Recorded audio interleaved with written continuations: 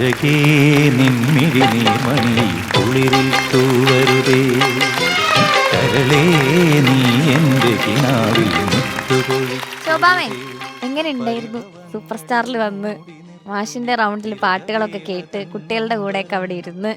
അത് ഈ കുട്ടികളുടെ കാര്യം നമ്മൾ എന്താ പറയുന്നത്, ഈ ഇപ്പോഴത്തെ കാലത്ത് കുട്ടികൾക്ക് എന്തോ ടാലന്റ്. ഒരു പക്ഷെ പണ്ടുള്ള കുട്ടികൾ ഉണ്ടായിരുന്നിരിക്കാം, അന്ന് ഈ ഒരു വേദിയില്ലല്ലോ, അവർക്ക് പ്രകടിപ്പിക്കാനുള്ള വേദികളില്ലാതെ പോയി. ഇപ്പൊ ആ വേദികൾ പണ്ടുള്ള ഒരു കുട്ടിയാണ് യേശുദാസ് എന്ന് പറയുന്നത്. അങ്ങനെ എത്രയോ കുട്ടികൾ ഉണ്ടായിരുന്നിരിക്കാം, പക്ഷെ അവർക്കൊക്കെ അവർ വല്ലപ്പോഴും കിട്ടുന്ന സന്ദർഭം കിട്ടുന്നുണ്ട്. ഇപ്പം അങ്ങനെയല്ലോ, ഈ റിയാലിറ്റി ഷോ ഒക്കെ വെച്ചിട്ട് ഒരു എല്ലാവരും ഇങ്ങനെ കണ്ടുപിടിച്ച് കൊണ്ടുവരുന്ന സമയത്ത് കുറേ കുട്ടികളുടെ ടാലൻറ്റ് പുറത്ത് വരുന്നുണ്ട്. കുട്ടികളോട് എനിക്ക് പറയാനുള്ളത് ഒറ്റയൊരു കാര്യം മാത്രമാണ്, ഈ ഷോയ്ക്ക് മാത്രമല്ലാതെ ഫ്യൂച്ചറിൽ നിങ്ങളൊരു പാട്ടുകാരാകണമെന്നുള്ള രീതിയിൽ നിങ്ങൾ വളരണം. ഒരു ഷോക്ക് മാത്രം പോകുന്നതിനെ റിയാലിറ്റി ഷോയ്ക്ക് എന്താ സൂപ്പർ സ്റ്റാറിലേക്ക് വിളിച്ചു ഞാൻ അവിടെ പോയി പാടി അതോട് കഴിയുമെന്ന് വിചാരിക്കരുത്. പലപ്പോഴും നമ്മളിപ്പോൾ കുറേ റിയാലിറ്റി ഷോ വരുന്നുണ്ട്, അതിലൊക്കെ പിന്നീട് അവരൊക്കെ എന്തായെന്ന് നമുക്ക് തന്നെ അറിയില്ല. വളരെ കുറച്ച് പേരാണ് ശരി എന്തെങ്കിലും ഒന്ന് ആയിട്ടുണ്ട് ഉള്ളത്, പക്ഷെ അങ്ങനെ ആവരുത്. അതുപോലെ കുഞ്ഞുങ്ങളൊന്നും ശീലിക്കേണ്ടത് എന്തെന്ന് വെച്ചാൽ, ഇപ്പം നമ്മളെല്ലാവരും പാടി വെച്ചിരിക്കുന്ന പാട്ടുകൾ കേട്ട് പഠിക്കുന്നവരാണ് എല്ലാ കുട്ടികളും. അതാണ് എല്ലാവരും അങ്ങനെയാണ് ചെയ്യുന്നത് പോലും. പക്ഷെ കേട്ട് പഠിക്കാം, പക്ഷെ അത് നിങ്ങൾ അനുകരിക്കാൻ പാടില്ല. നിങ്ങൾ നിങ്ങളുടേതായിട്ടുള്ള കഴിവുകൾ, നിങ്ങൾക്കൊരു ടാലൻ്റ് ഉണ്ട്, നിങ്ങൾക്ക് ഓരോരുത്തരും യൂണീക്കാണ്, ഓരോരുത്തരും കഴിവ്, അവർക്കൊരു ലിമിറ്റേഷനുണ്ട്, അവരുടെ കപ്പാസിറ്റി ഉണ്ട്, അവർക്ക് അത്രയുണ്ട്. അതിൽ വെച്ച് അതിനകത്തായിരിക്കണം നിങ്ങൾ വളരേണ്ടത്. ശരിക്കും സംഗീതമാണ് നിങ്ങൾ എടുക്കുന്നുണ്ടെങ്കിൽ, തുടർന്നൊരു വലിയ പാട്ടുകാരനാണ് ആകണമെന്നുണ്ടെങ്കിൽ ശരിക്കും ആദ്യം തൊട്ട് തന്നെ ശരി നിങ്ങളായിട്ട് തന്നെ വരണം. അതാണ് എനിക്ക് പറയാനുള്ള കുട്ടികളുടെ. തീർച്ചയായിട്ടും. അപ്പോൾ എന്തായാലും ശരി, ജഡ്ജിമാർക്കെല്ലാം എൻ്റെ പ്രത്യേക നമസ്കാരം. ഹൈക്കോടതി ജഡ്ജ്. അതെ, അപ്പോൾ നിങ്ങളെല്ലാം ജഡ്ജസ്. ഞാൻ ശരത്തിനെ എപ്പോഴും പറയും, പോയി ഇനിയിപ്പം ഹൈക്കോടതിയിലോ പോയി കാണണമെന്നൊരു ജഡ്ജായി. ഇപ്പോൾ ശരിക്കും ആ സംഗീത സംവിധാനം കാര്യമൊക്കെ മറന്നിട്ട് ഇപ്പൊ ജഡ്ജെന്നേ പറയാൻ പറ്റുള്ളൂ ശരത്തിന്.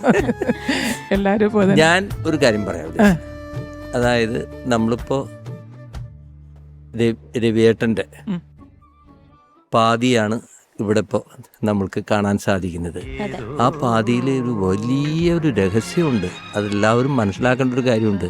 രവിയേട്ടൻ എങ്ങനെ ഇത്ര അധികം മനോഹരമായിട്ടുള്ള പാട്ടുകൾ നമുക്ക് ചെയ്തു തന്നു, അതിൽ വലിയൊരു പങ്ക് വഹിച്ചിട്ടുള്ള ആളാണ്. അത് മ്യൂസിക് പഠിപ്പിക്കുകയോ മ്യൂസിക് പറഞ്ഞു കൊടുക്കുകയൊന്നും വേണ്ട, അങ്ങനെ ഒരു സംഗീതം ചെയ്യാൻ മനസ്സിനെ സജ്ജമാക്കുന്നതിൽ ഭയങ്കര സപ്പോർട്ട് ഇവിടുന്ന് കിട്ടിയിട്ടുണ്ട്.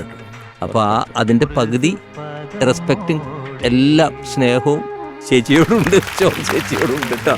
ഇതെല്ലാവർക്കും മനസ്സിലാക്കേണ്ട കാര്യമാണ്. അല്ലാണ്ട് വെറുതെ ഒരു വ്യക്തി ഇരുന്നിട്ട് പാട്ട് ഉണ്ടാക്കിയാൽ ചിലപ്പോൾ ഇത്ര നന്നാവണമെന്നില്ല. അത് നിങ്ങളുടെ കൂടെയുള്ള ആ ഒരു ജീവിതത്തിലാണ് അദ്ദേഹത്തിന് അങ്ങനെ ഇത്രയും നല്ല പാട്ടുകൾ നമുക്ക് വേണ്ടി കേരളത്തിന് വേണ്ടി സമ്മാനിക്കാൻ സാധിച്ചത്. So we are all thankful to you also. അല്ല, ഈ തമിഴിലൊരു എന്താണ് പടത്തിൻ്റെ പേര്, സിന്ധു ഭൈരവി. സിന്ധു ഭൈരവി കണ്ടപ്പോഴാണ് ഒരു കാര്യം എനിക്ക് മനസ്സിലായത് കേട്ടോ.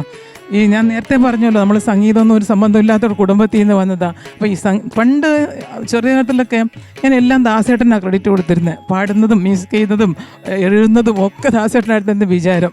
അറിയില്ലായിരുന്നു ഇതിനെ പറ്റിയിട്ട്. അത്രയ്ക്ക് നല്ല അല്ല, സത്യമായിട്ട് എനിക്കൊന്നും അറിയില്ലായിരുന്നു കേട്ടോ നേരത്തെ. അത് നമ്മൾ പാട്ട് കേൾക്കുമ്പോൾ ഞങ്ങളുടെയൊക്കെ നാട്ടിൽ മർഫി റേഡിയോ, പണ്ട് എൻ്റെ ചെറിയ കാലത്തിൽ ആ മർഫി റേഡിയോ വെച്ചിട്ട് ഞാൻ ചുറ്റി നടന്നു നോക്കിയിട്ടുണ്ട്, ഇതിനകത്തിരുന്ന് ആരും എങ്ങനെ പാടുന്നേ. അത്രയ്ക്കും നല്ല വിവരമുണ്ടായിരുന്നു എന്നിട്ടോ. അപ്പോൾ ഈ കുറേ നാൾ, പക്ഷെ തുടക്കത്തിലൊക്കെ എനിക്ക് ശരിക്കും പറഞ്ഞാൽ ആസ്വദിക്കാൻ പോലും ശരിക്കും അറിയില്ലായിരുന്നു എന്ന് തന്നെ പറയണം. എന്താ മാഷ് ചെയ്യുമ്പോൾ നമ്മൾ പാട്ട് ഇങ്ങനെ കേൾപ്പിക്കുമ്പോൾ എനിക്കത് എൻ്റെ എന്താ പറയുക, നമ്മളൊക്കെ ദേവരാം മാഷിൻ്റെയും മർത്തി മാഷിനൊക്കെ പാട്ട് കേട്ട് വളർന്നവരാണ്. അപ്പം അതുപോലെ ഇല്ലല്ലോ, എന്താങ്കിലും മാഷ് മാറ്റി ചെയ്തിരിക്കുന്നതെന്ന് ചോദിച്ചിട്ടുണ്ട്. നാട്ടുകാരൊക്കെ ഭയങ്കര വാനോളം പുകഴ്ത്തുന്നു, എനിക്കൊന്നും തോന്നുന്നില്ലല്ലോ. സത്യം ശരത്തെ ചൂളാല പാട്ട് കേട്ടിട്ട് താരകയെ കൊണ്ട് തന്നെ കേൾപ്പിക്കുന്ന സമയത്ത് റെക്കോർഡ് ചെയ്യുന്നതിന് ശേഷം കേൾപ്പിക്കുന്ന സമയത്ത് ശരി എനിക്കങ്ങോട്ട് ആദ്യം ട്യൂണൊന്നും കേട്ടിട്ട് എനിക്ക് ആദ്യം മനസ്സിലായില്ല. അതന്ന് വേറെ പുറത്തൊക്കെ വെച്ചിട്ടുണ്ട്, അപ്പോഴൊന്നും അറിയില്ലല്ലോ. ആദ്യം എന്നെ കൊണ്ടൊന്ന് പാട്ട് കേൾപ്പിച്ച് ഞാൻ രവിയേട്ടനോട് ചോദിച്ചു, എന്ത് രവിയേട്ടൻ ഇങ്ങനെ ചെയ്ത് വെച്ചിരിക്കുന്നതെന്നാ.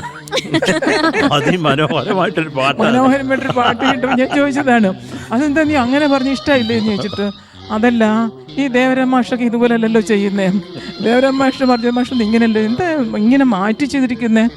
അപ്പോഴാണ് പറഞ്ഞത്, മാറ്റി ചെയ്താലല്ലേ ഞാൻ ചെയ്തോളൂ, അത് ദേവരാജൻ മാഷ് ചെയ്ത പാട്ടായി പോകില്ലേ. പക്ഷെ എനിക്കത് മനസ്സിലാക്കി വരാൻ കുറേ നാൾ പിടിച്ചു എന്നുള്ളതാണ്. ഈ മാഷിൻ്റെ പാട്ടിൻ്റെ പ്രത്യേകത എന്ന് വെച്ചാൽ നമ്മൾ കേൾക്കുന്തോറും ആണ് അതിൻ്റെ ആസ്വാദ്യത കൂടുന്നല്ലേ. താരക ഒരു 4-5 വട്ടം കേട്ടപ്പോൾ മനസ്സിലായി താരകയുടെ മഹത്വം. ശരിക്കും പറഞ്ഞാൽ ഇന്നും എൻ്റെ ഏറ്റവും ഫേവറേറ്റ് ഉള്ള ഒരു പാട്ട് താരകയാണ്. സത്യം പറഞ്ഞാൽ ഏറ്റവും വലിയ ഇഷ്ടമുള്ള പാട്ടാണ് വന്നിട്ട്. സിന്ധുഭൈരവിയുടെ കാര്യം പറയുമ്പോൾ അതിനകത്ത് സിന്ധുഭൈരവിൽ സംഗീതജ്ഞനാണല്ലോ ശിവകുമാർ. അപ്പോൾ ശിവകുമാർ ഇങ്ങനെ പ്രാക്ടീസ് ചെയ്യാൻ തുടങ്ങുന്ന സമയത്ത് തമ്പൂരൊക്കെ എടുത്തിട്ടിരിക്കുന്ന സമയത്തേക്ക് സുഹാസിനി വൈഫ് വന്നിരുന്നിട്ടില്ല, മിക്സി ഓൺ ചെയ്യല്ല. സുലക്ഷണ വൈഫ് വന്നിട്ട് എന്ത് ചെയ്യല്ല, അവർ ജ്ഞാനശൂന്യം ഒന്ന് ഞാനിൻ്റെ വീട്ടിലെല്ലാം കൂടി സിനിമ കാണാൻ പോയി. അപ്പം ഞാനിത് കണ്ടിങ്ങനെ നോക്കിയിരിക്കുകയാണ്. ശരിയെന്ന് വെച്ചാൽ ഒരു സംഗീതജ്ഞനാണ്, പാട്ട് കമ്പോസ് ചെയ്യുന്നത്, ഇതൊക്കെ ചെയ്തുകൊണ്ടിരിക്കും, താമ്പൂരൊക്കെ വെച്ചെടുക്കും. അപ്പം എപ്പോഴാണെങ്കിലും ശരി അദ്ദേഹം കൊണ്ടിരിക്കുമ്പോഴത്തേക്ക് അവർ മിക്സി ഓൺ ചെയ്യും. ആ സമയത്ത് അവിടെ എണീറ്റ് പോകും. ഇപ്പം ഞാൻ പടം കണ്ടിട്ട് വീട്ടിൽ വന്നതിന് ശേഷം വളരെ സൈലൻ്റ് ആയിട്ടിരുന്നു. അപ്പം സാധാരണ എൻ്റെ വീട്ടിൽ ഞാനൊന്ന് ശ്രദ്ധിക്കാറില്ല, ഡിവേട്ടൻ കമ്പോസിങ് റൂമിലിരുന്ന് കമ്പോസ് ചെയ്യും, ഞാൻ എൻ്റെ അടുക്കളയിൽ എൻ്റെ പണി ചോദിച്ചാൽ കഴിഞ്ഞ് കഴിയുമ്പോൾ കൊടുക്കണ്ടേ, നമ്മൾ ഭക്ഷണം കൊടുക്കണ്ടേ, അത് കാരണം ഞാൻ ചെയ്യും. പിറ്റേ ദിവസം നോക്കുമ്പോൾ അടുക്കളയിൽ നിന്ന് ഒരു ശബ്ദവും വരുന്നില്ല. അപ്പോൾ രവിട്ടനാണെങ്കിൽ ഇടയ്ക്കിടയ്ക്ക് ഇങ്ങനെ അടുക്കളയിൽ ഒന്ന് നോട്ടമുണ്ട്, എന്താ ചെയ്യുന്നതെന്നൊക്കെ നോക്കും. മിക്സി വിറ്റു ഇല്ല, ഞാൻ ഒരു ശബ്ദം ഉണ്ടാക്കുന്നില്ലെന്ന്. അപ്പൊ എന്നോട് ചോദിച്ചാൽ എന്താ ശബ്ദം, ഞാൻ ചെയ്യുന്നില്ല, എന്താ ഇരിക്കുന്ന? അല്ല, ഞാൻ ആലോചിക്കുമായിരുന്നു, എന്നാൽ ഈ മിക്സി ശബ്ദം ഡിസ്റ്റർബൻസ് ആവില്ലേ, അതുകൊണ്ട് എന്താ പെട്ടെന്ന് ഒരു ജ്ഞാനോദയം വന്ന എനിക്ക് ഇന്നലെ ഒരിക്കലില്ലാത്ത ഞാനൊന്ന് അല്ല, ആ പടത്തിനകത്തെയും ജ്ഞാനശൂന്യം എന്ന് പറഞ്ഞിട്ട് പറയുന്നുണ്ട്. എന്നെയും അങ്ങനെ ആയിരിക്കുമല്ലോ കരുതുന്നത്. ഈ കമ്പോസ് ചെയ്യുന്ന സമയത്ത് വന്നിട്ട് ഇങ്ങനെ ശബ്ദം ഉണ്ടാക്കുന്ന സമയത്ത് അടുക്കളയിൽ പോലെ ശബ്ദം വരില്ലേ, അപ്പോൾ അതുകൊണ്ട്. പക്ഷെ ഞാൻ അപ്പോഴാണ് ആലോചിച്ച് ഇങ്ങനെ സംഭവം ഉണ്ട്, നമ്മൾ ഡിസ്റ്റർബ് ചെയ്യാൻ പാടില്ല എന്നുള്ള കാര്യങ്ങൾ. അപ്പോഴാണ് രവിയേട്ടൻ പറഞ്ഞത്, എന്നെ ഈ ശബ്ദങ്ങളൊന്നും ബാധിക്കില്ല, ഞാൻ കമ്പോസ് ചെയ്യുമ്പോൾ നീ നിന്റെ പണി ചെയ്തോ, കഴിഞ്ഞിട്ട് വരുമ്പോൾ എനിക്ക് ഭക്ഷണം കിട്ടണ്ടേ, അതുകൊണ്ട് എന്റെ മിക്സിയോ ഗ്രൈൻഡറോ വെച്ചോ. ഇന്ന് കഞ്ഞിയേ ഉള്ളൂ, ചമ്മന്തി ഇല്ല. അല്ല, പക്ഷെ മാഷ് അങ്ങനെ പറയുന്നത്, നിങ്ങളുടെ ശബ്ദത്തിനൊന്നും ബാധിക്കാൻ പറ്റാത്ത മ്യൂസിക്കാണ് എൻ്റെത്, അതുകൊണ്ട് ശരി നീ എന്ത് വേണമെങ്കിലും ചെയ്തോ, എൻ്റെ സംഗീതത്തിനെ ബാധിക്കില്ല. പക്ഷെ ഞാൻ അതോട് കൂടിയിട്ട് മാറി പറഞ്ഞല്ലോ. പിന്നീടാണ് ശരിക്കും പറഞ്ഞൊരു സംഗീതജ്ഞന്റെ ഭാര്യയായിട്ട് മാറിയത്. ഈ ഒരു പടം എന്നെ ഇൻസ്പയർ ചെയ്തിട്ടുണ്ട് കേട്ടോ. തമാശയാണ് പറയാണ്. സന്തോഷം. താങ്ക് യു ശോഭാമേ, താങ്ക് യു സോ മച്ച്. ഒരുപാട് സന്തോഷം. അപ്പൊ എന്നും ഇതുപോലെ തന്നെ സന്തോഷവും സമാധാനവും ഐശ്വര്യവും ആരോഗ്യമായിട്ട് തന്നെ ഇരിക്കട്ടെ. സന്തോഷത്തിന് മറ്റൊരു കാര്യമുണ്ട്. ഞാനും മാഷ് പോയതിനു ശേഷം അതും കൂടി ഇവിടെ ജസ്റ്റ് ഒന്ന് സൂചിപ്പിക്കാം. ഞാൻ സ്പിരിച്വൽ ലൈനിലാണ്, ആത്മീയ ഭാഗത്തിലേക്കാണ് പോയിരിക്കുന്നത്. ഈ സപ്താഹങ്ങളൊക്കെ ചെയ്യുന്ന ഒരു യജ്ഞാചാര്യയാണ്. അറിയാം, ധാരാളം സപ്താഹങ്ങൾ, ഭാഗവത സപ്താഹം, ഭഗവത്ഗീത ചെയ്യുന്നുണ്ട്. അങ്ങനെ ഒരു കഴിക്ക് പോകുന്നുണ്ട്. അത് മാത്രമല്ലാതെ പുതിയൊരു പ്രോജക്റ്റിൻ്റെയും കൂടെ ശരിക്കും ഈ അമൃതാട സ്റ്റേജിൽ നിന്നിട്ട് തന്നെ ശരി ജസ്റ്റ് ഒന്ന് പറയാം. മാഷിന് വേണ്ടിയിട്ടൊരു സ്മാരകം, അതായത് ഒരു മെമ്മോറിയൽ നമ്മൾ കെട്ടുന്നുണ്ട് പാലക്കാട്. അതിൻ്റെ ഒരു പണി ജസ്റ്റ് സ്റ്റാർട്ട് ചെയ്തിട്ടുണ്ട്. അത് സാധാരണ ഒരു മണ്ഡപമല്ല, ഒരു മെമ്മോറിയൽ എന്ന് പറഞ്ഞൊരു മണ്ഡപമാണല്ലോ സാധാരണ നമ്മൾ ഉദ്ദേശിക്കുന്ന മണ്ഡലം. ഇതൊരു സീനിയർ സിറ്റിസൺ ഹോമായിട്ടാണ് നമ്മൾ ചെയ്യുന്നത്. നാളെയും എല്ലാവർക്കും ഉപകാരമാകട്ടെ, പ്രയോജനപ്പെടട്ടെ എന്നുള്ള രീതിയിൽ ഒരു മ്യൂസിക്കൽ ആണ്, മ്യൂസിക്കൽ എൻവയൺമെന്റ് ആണ് കംപ്ലീറ്റ്. അതിന്റെ ആനന്ദഭവനം എന്നാണ് പേര്. ആനന്ദം കാരണം അവസാന കാലത്ത് എല്ലാവരും ആനന്ദകരമായിട്ട് ജീവിച്ച് പോകണം എന്നുള്ള ആഗ്രഹമാണ്. അതുകൊണ്ട് ഈ പ്രായം നമ്മൾക്ക് വിചാരിക്കും ഈ 60 വയസ്സ് കഴിഞ്ഞു കഴിഞ്ഞാൽ പിന്നെ റിട്ടയർ ആയി പിന്നെ ഒന്നിനും കൊള്ളില്ല എന്ന്. വാസ്തവത്തിൽ 60 വയസ്സിലാണ് ആരംഭിക്കുന്നത്. വയസ്സായവരും പ്രയോജനമുള്ളവരാണെന്ന് നമ്മൾ തെളിയിച്ച് കാണിക്കണം. അങ്ങനെ ഒരു ഉദ്ദേശമൊക്കെ കുറേ ഉദ്ദേശങ്ങളുണ്ട്. വെറും ഒരു ഓൾഡ് ഏജ് ഹോമിൻ്റെ അതല്ല നമ്മൾ ചെയ്യുന്നത്. എൻ്റർടൈൻമെൻ്റ് ഉണ്ട്, അവിടെ അവൻ്റെ കഴിവുകളെ വെളിപ്പെടുത്താനുള്ളതുണ്ട്. അങ്ങനെ ഒരു സ്ഥാപനം എന്ന് പറഞ്ഞുകൂടാ, ഒരു വീട് തന്നെയാണ്, ഒരു വലിയ വീട്, ഒരു 30 റൂമുള്ള ആനന്ദഭവൻ എന്ന പ്രൊജക്റ്റിൻ്റെ പണിയിലാണിപ്പം. അതും ശരി, ഇതുവരെയ്ക്കും ശരി ആരോടും ഞാൻ പറഞ്ഞിട്ടില്ല.